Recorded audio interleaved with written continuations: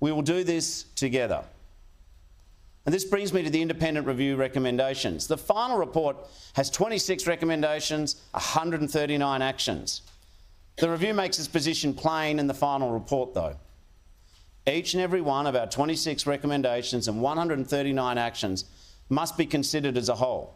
Together, they provide a practical blueprint for a world-leading ecosystem that will put people with disability at the centre. For that to happen, it'll need to be well-planned, well-governed and designed and delivered in partnership with people with disability and their families. Now, rather than run through a laundry list of these recommendations and actions, I'll detail the 7 biggest changes. The first big change is foundational supports, recommendation 4. The review wants to create a connected system of support for people with disability and their families, regardless of whether they are participants in the NDIS.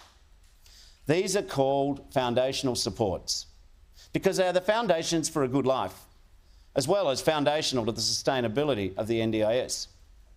This recommendation would provide new disability supports outside the NDIS and mean that the NDIS was no longer that proverbial sole lifeboat.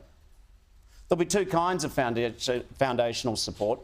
General supports, they would be available to all people with disability, as well as supports targeted and specifically designed for people who are not eligible for the NDIS and whose needs cannot be met through mainstream services.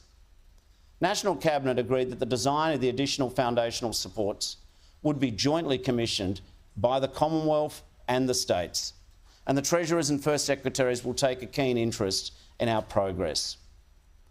This is significant work. They'll have oversight of the costs of the reforms and report to National Cabinet. The second set of big changes, though, relate to what we would say are better connecting people with disability with supports both inside and outside the NDIS. The review wants to give people with disability and their families more help to find their way around Australia's disability support systems. Currently, there is no single point of contact for people with disability who are trying to navigate the NDIS. This confusion makes it more likely that people will miss out on the services that they need. Confusion is a fairness issue, not least because the 2 largest cohorts in the scheme are autistic people and people with intellectual disability. The review wants to see the creation of 2 types of navigators. General navigators will be available to help people with disability connect to mainstream services, while specialist navigators will be available to help participants with more complex needs or circumstances.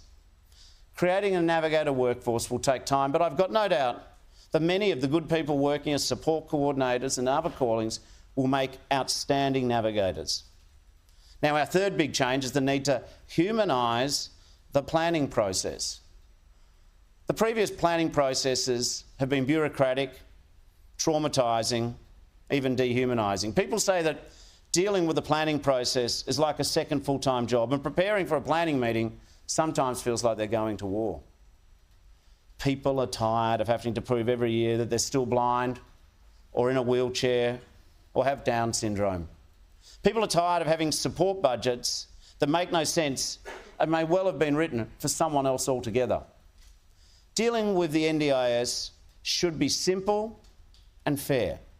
Applications should be based on need, not rely solely on medical diagnosis.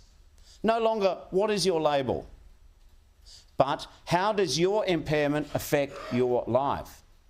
As has always been the case, choice and control, and reasonable and necessary, will remain at the heart of the scheme.